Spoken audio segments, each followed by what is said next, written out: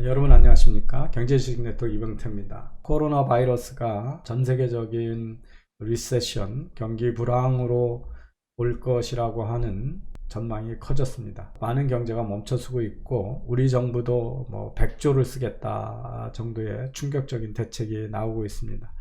어떻게 코로나 바이러스의 대책을 펴야 될지 그 방향성에 대해서 한번 오늘 생각해 보도록 하겠습니다. 우선 코로나 바이러스의 상황을 업데이트해 드리면 WHO에서 이 바이러스를 치료할 수 있는 4가지 종류의 약을 지금 실험하고 있습니다. 그래서 권고하고 있고 기대하고 있었는데요. 기본적으로는 이제 바이러스의 치료가 했던 약들인데요. 렘데시비르라고 하는 게 있고요.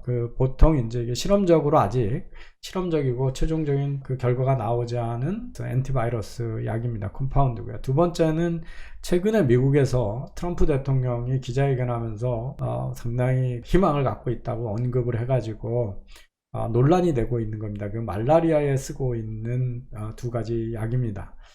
이게 이제 프랑스에서 실험이 되고 있고 트럼프 대통령은 아주 희망적이라고 얘기를 했고 그 자리에서 기자들이 따지고 물었을 때 감염병 전문 의사 출신인 지금 태스크포스 팀에 있는 분이 아직 단편적인 결과만 있지 시스템적으로 실험 결과가 있지 않다라고 해서 바로 트럼프 대통령의 과도한 긍정적인 언급에 대해서 교정을 해서 미국에서 논란이 되고 있고요.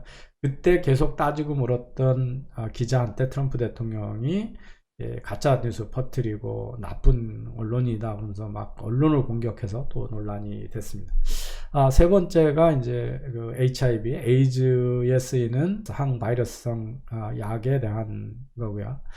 네 번째가 다른 종류의 면역 체계에 관한 약들을 지금 하고 있습니다. 그런데 이제 지금 프랑스에서 트럼프 대통령이 얘기했던 말라리아 쪽의 약들은 현재 FB라는 데서 칼레트라라고 하는 브랜드로 내놓고 있는 약인데 프랑스 실험 결과는 별로 긍정적이지 않다라고 하는 겁니다. 그러고 그나마 좀 효과가 있다라고 하는 거가 토야마 화학이라고 해서 후지필름의 계열사인데요. 여기서 만든 약이 HIV에서 쓰는 약보다 훨씬 바이러스를 환자로부터 쫓아내는데 좀 도움이 됐고 이 가슴의 통증 완화 쪽에서도 효과가 있는 것으로 TC 스캔에 나온다고 그래서 이 후지필름에서 만들었던 약이 조금 더 주목을 받고 있어서 현재는 당분간은 치료제나 백신이 그렇게 조만간 빨리 나올 수 있는 희망은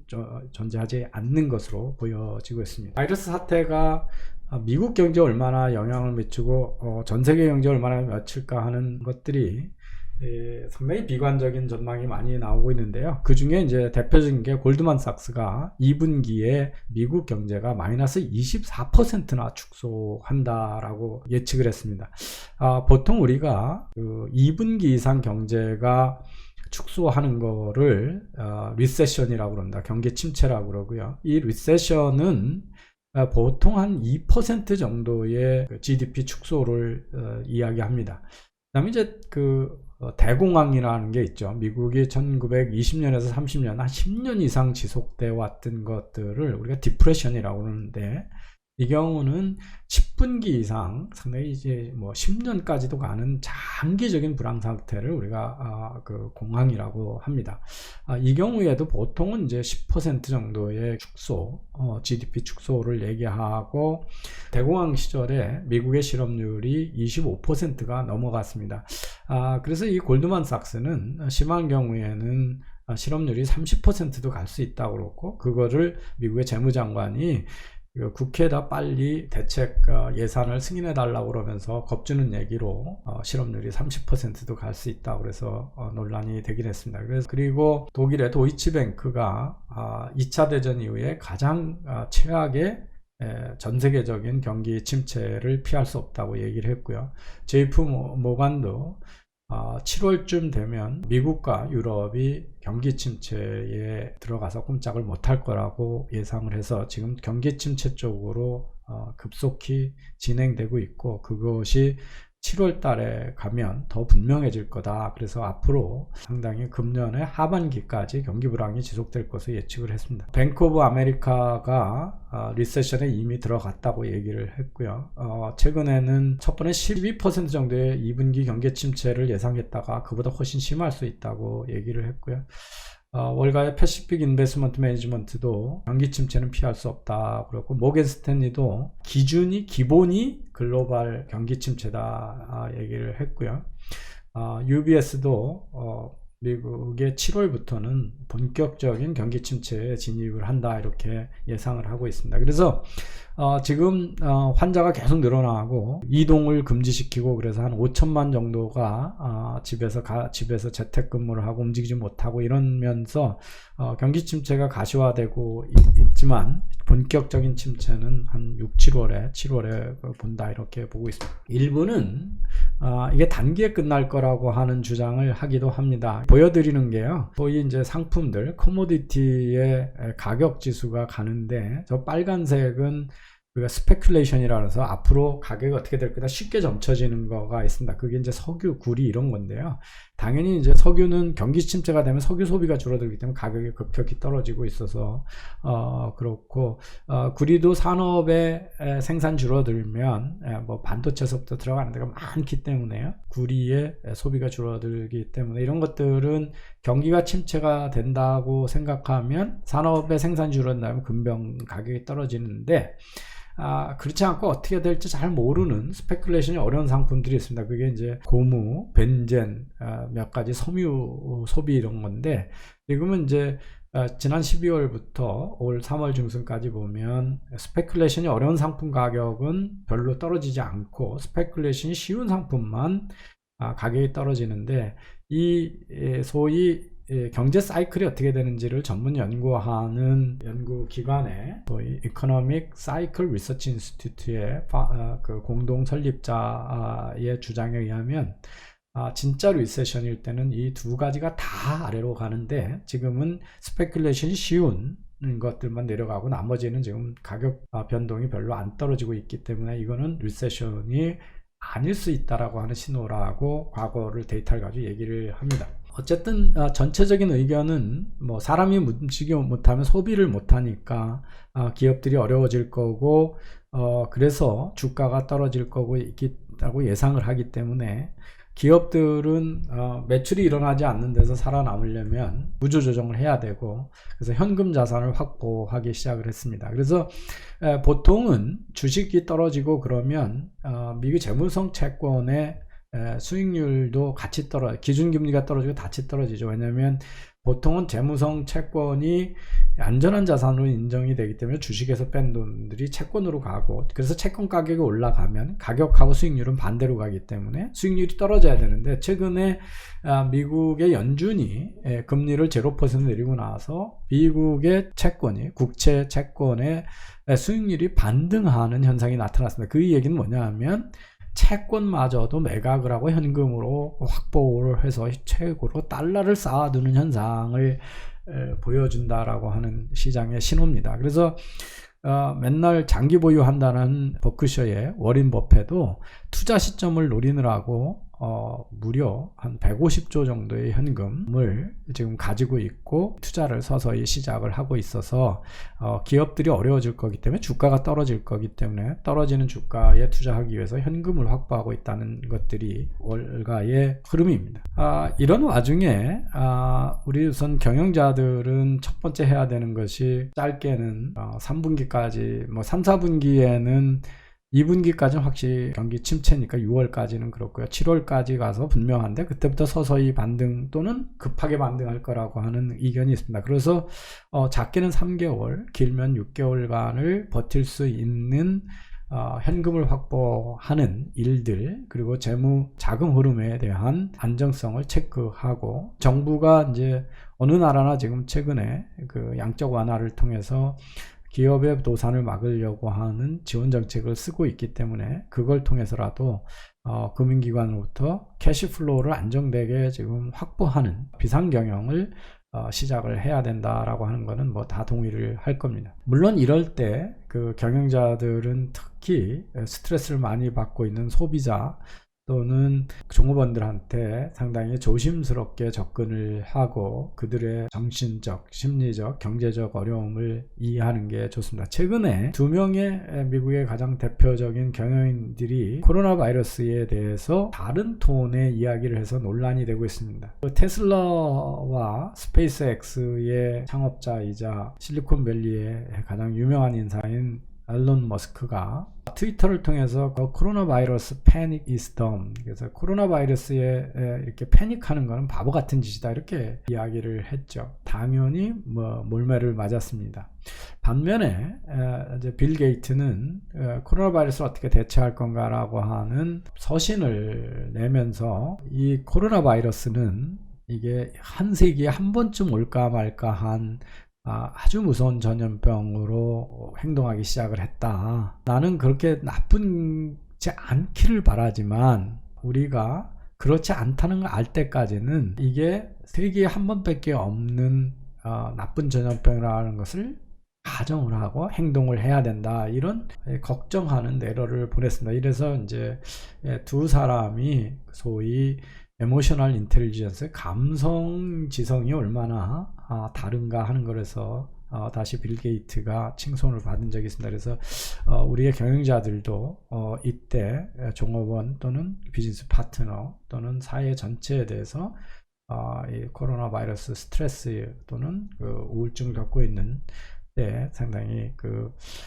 감성적인 접근, 이해가 필요하다는 얘기를 하고요. 걱정을 되는 것은 이제 이재명 경기지사가 온 국민한테 소위 기본소득세 10만원씩을 주겠다 이렇게 했죠. 그것도 3개월 내에 다 써라. 그 지방에 상품권을 써라. 그 10만원을 쓰기 위해서 그 상품권을 쓴다고 해서 10만원을 받아서 한 집안에 식구가 2.8명이니까 30만원을 받는다고 해서 이게 재난에 대처하는데 큰 도움이 될 거라고 믿는 사람은 아무도 없을 겁니다. 그거 가지고 반달치 생활비가 될 리도 없고요. 한 달 우리나라가 가구당 한 500만 원의 수입이 있고 300만 원을 쓰는데 그게 10분의 1을 가지고 무슨 그게 도움이 되겠습니까? 그런데 그 10만 원의 돈을 쓰기 위해서 시장을 가라는 얘기니까, 그러면 소셜 디스턴싱 하는 사람들이 그 돈을 쓰기 위해서 사람이 모인 대로 가라 하니까 이거는 거꾸로 얘기하면 재정적인 도움은 안 되면서 감염 확률만 높이는 거다, 이런 게 됩니다. 그런데 왜 저런 짓을 하냐? 이건 바로 이 기회를 통해서 온 국민들한테 국민을 생각하고 이 소위 이제 진보 세력들한테 전 세계가 주저하고 못하는 기본소득제를 내가 제일 먼저 해봤다라고 하는 일종의 국민의 돈을 가지고 매표 행위를 하는 선거운동으로 볼 수가 있습니다. 그리고 왜 이 돈을 바이러스 사태라고 해서 1원 한 푼 월급이 줄지 않는 이재명 본인도 받아야 되는지에 대한 설명이 필요하죠. 우리나라가 그렇게 돈이 많은 나라가 아니고 이게 언제 끝날지도 모르는데 그런 재정의 파탄이 경기도가 일어나면 그때는 중앙정부가 해줘야 되는 거고, 한 지방정부가 이렇게 되면 우리나라 선거 환경으로 봐서 여러 지방정부가 앞다투는 소위 죄수의 딜레마와 같은 경쟁 구조로 갈 거라고 하는 점에 대해서 국민들이 두 눈을 똑바로 뜨고 이야기를 해야 됩니다.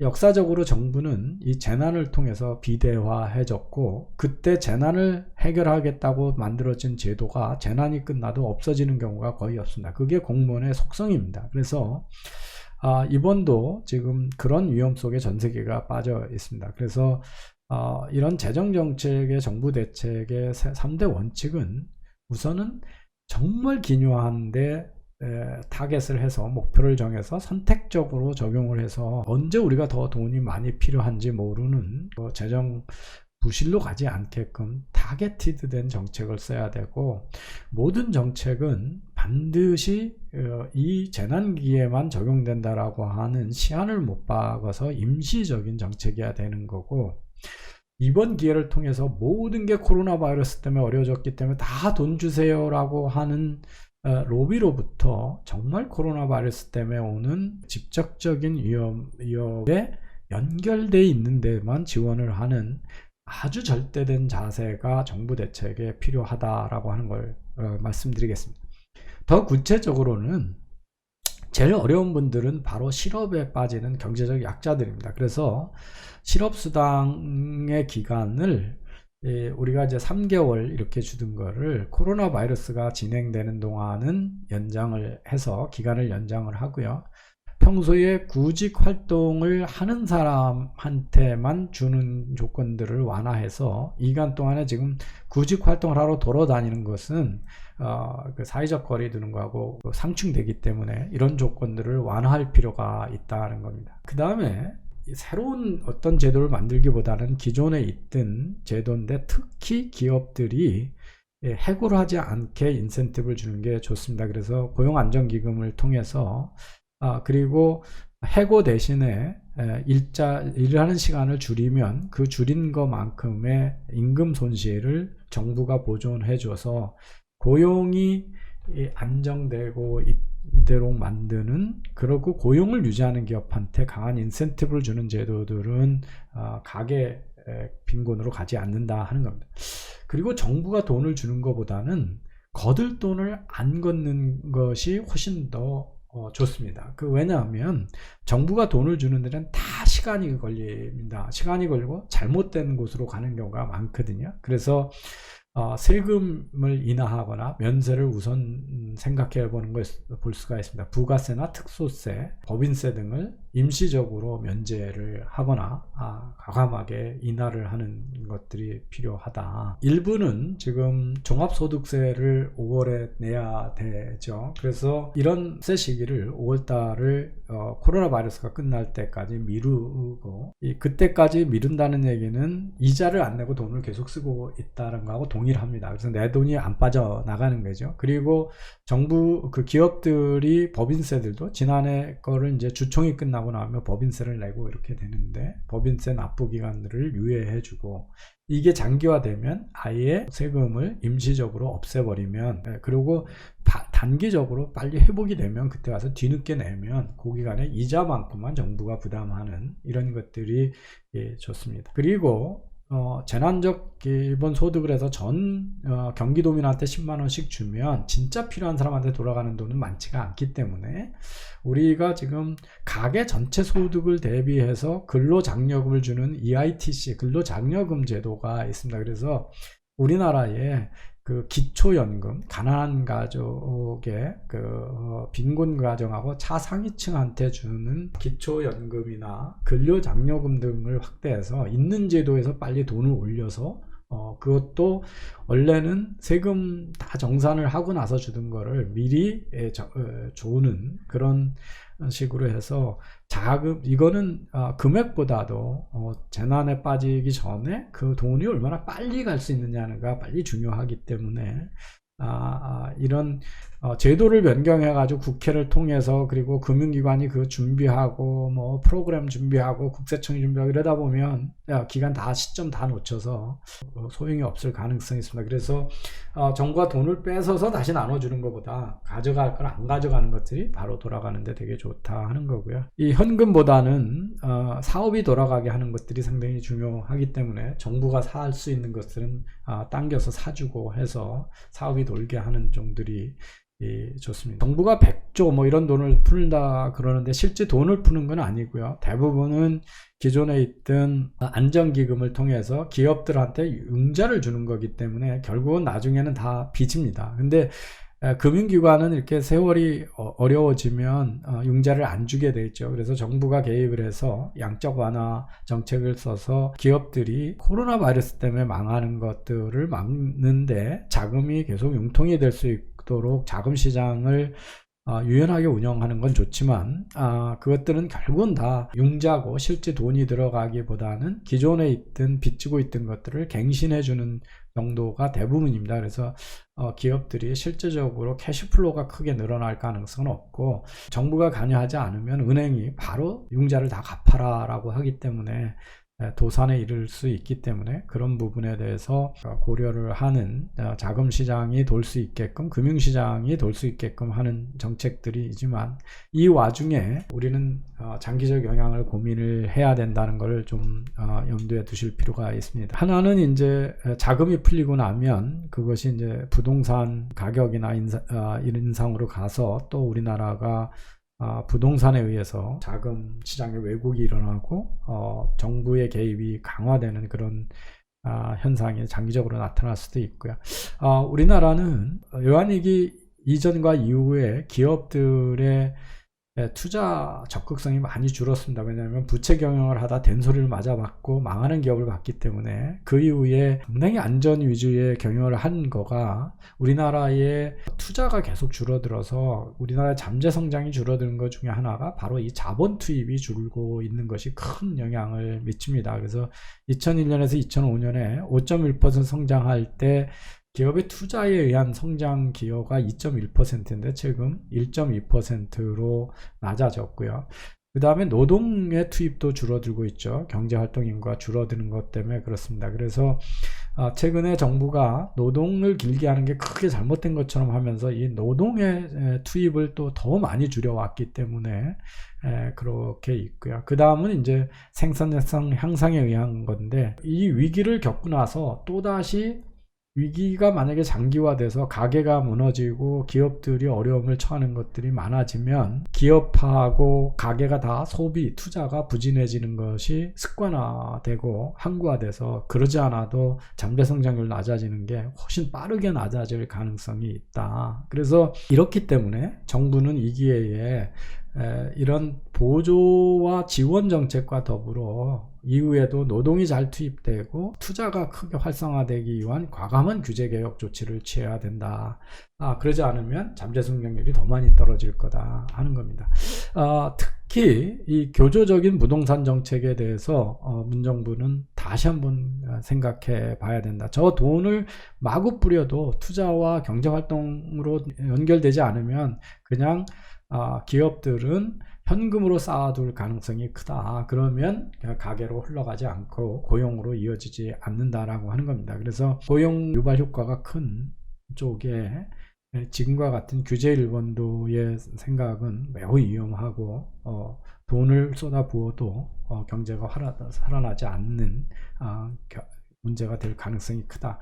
다들 이 천조 미국 같은 경우는 2,500조 가까운 2 트릴리언 달러 이상을 투입하겠다고 합니다. 그래서 그럼에도 불구하고 경제학자들이 불안해하는 것은 생산과 소비가 멈췄기 때문에 소셜 디스턴싱 때문에 생산과 소비가 다 멈췄기 때문에 돈이 뿌려도 그게 경제활동이 일어나지 않을 거다 이런 우려를 많이 하고 있습니다. 그래서 우리도 정부가 50조 뿌리니 100조 뿌리는 것들이 망할 기업을 연명해 주는 거하고 그것이 경제를 다시 활성화시키는 건 다른 얘기다라고 하는 거죠. 그래서 망할 기업을 망하지 않게 임시적으로 연명해 주는 거 이상은 정부가 하기가 어렵다. 그렇기 때문에 기존적인 발상만 가지고는 도저히 어렵다라고 하는 것을 알 수 있습니다. 가계는 어떻게 해야 될까? 만약에 본인 또는 가족 구성원의 일자리가 코로나 바이러스 때문에 위험에 직면한 가계라면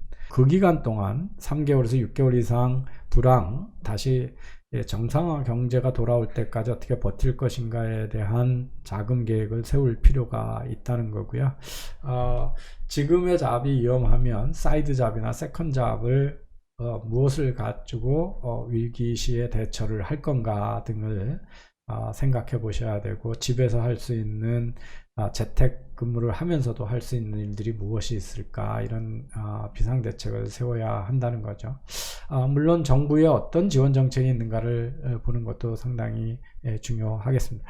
이런 분들이 아니면 또 다른 한편에서는 지금 자본시장이 많이 변동성이 크니까 안전자산을 확보한 후에 지금 주가 같은 게 많이 내려가 있습니다. 그래서 점진적으로 분할 투자를 해서 이 불경기가 지나가고 회복될 때 자산을 증식할 수 있는 기회, 이런 것도 적극적으로 검토해 보실 필요가 있다. 그래서 첫 번째 해야 되는 것은 자금 흐름에 대한 정확한 판단. 우리 집에서 지금 내가 일자리가 만약에 없어지고 식당이 문을 닫으면, 자영업을 폐쇄하면 그 다음에 어떻게 되는가에 대한 정말 우울하지만 냉정한 판단이 필요하다 하는 걸 볼 수가 있습니다. 이 코로나 바이러스가 제일 위험한 거는 아까도 말씀드렸듯이 이 정부가 그간의 경제 실정을 다 코로나 바이러스로 돌리는 사기를 칠 가능성하고, 이게 그간 하고 싶었는데 반대로 못했던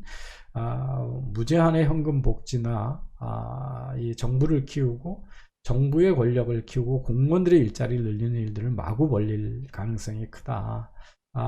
그렇지만 그 기업들이나 국가가, 우리가 그 IMF 외환위기를 극복한 기업들, 그때 구조조정을 잘한 기업들이 그 이후에 국제 경쟁력이 크게 높아졌기 때문에 큰 돈을 벌기 시작을 했고, 그런 회사들이 삼성전자와 현대차 같은 회사들이었습니다. 그래서 기업들도 이걸 긍정적으로 보면 수요가 변동이 될 거고, 지금 어제 트럼프 대통령이 한국에 그 코로나 대처하는 의료기기 같은 지원을 요청을 했습니다. 어제 CNN을 제가 밤늦게 요새 보고 있는데, 뉴욕 주지사 코모가 그 읍소를 합니다. 뉴욕주가 지금 코로나 바이러스의 중환자들이 병원에 몰려들기 때문에 그 환기하는 벤틸레이터가 4만 개가 필요한데 연방정부가 구해서 보내준 게 400개도 안 된다고 합니다. 그래서 4만 개가 필요한데 400개도 안 되니까 지금 마스크하고 이 호흡기, 감압장치 호흡기라든지 이 환기시켜주는 벤틸레이터 같은 것들을 지금 GM, 3M 이런 데서 만들고 이런 일들을 지금 하고 있는데, 사실은 마스크 잘 만들고 이런 것들은 우리나라의 바이러스가 가라앉고 나면 새로운 우리의 사업 기회고, 또 우리나라의 지금 백신이나 바이오 산업이 지금 상당히 크게 있기 때문에 이 기회에 국제적 브랜드 가치를 높일 수 있는 그런 계기이기도 합니다. 그리고 이번 기회에 정부도 아까도 말씀드렸지만 평소에 이해 집단의 반박으로 못했던 규제 개혁을 할 수 있는 명분을 얻을 수가 있다.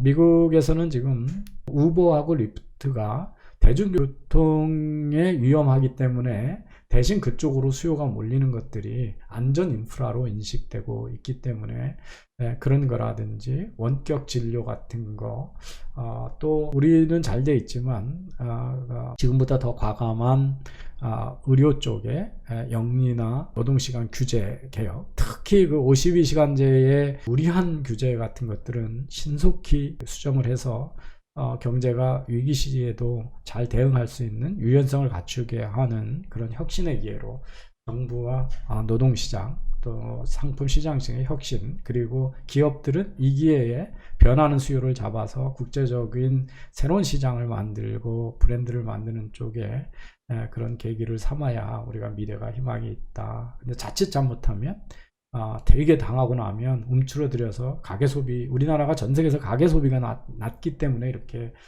기업들이 어려운 건데, 그리고 수출이 안 되면 어려운 건데, 가계소비를 확장할 수 있는 규제 개혁들을 과감히 해야 우리가 장기적인 지속성장이 가능한, 그리고 이 위기를 우리 경제가 도약하는 계기로 삼을 수 있다, 이런 말씀을 드리겠습니다. 특히 현금이 가게나 기업에 빨리 남을 수 있게끔 뺏어가는 돈을 안 뺏어가는, 돈이 빨리 거기에 뺏었다가 공무원을 통해서 돌려주려고 하면 기간이 많이 걸리고 잘못 가는 게 많고, 그렇다. 그러니까 얻어갈 돈을 안 걷어가는 게 더 현실적인 대안이다, 이런 말씀을 드리면서 코로나 대처에 대한 정부 정책의 방향성에 대해서 오늘 생각해 봤습니다. 감사합니다.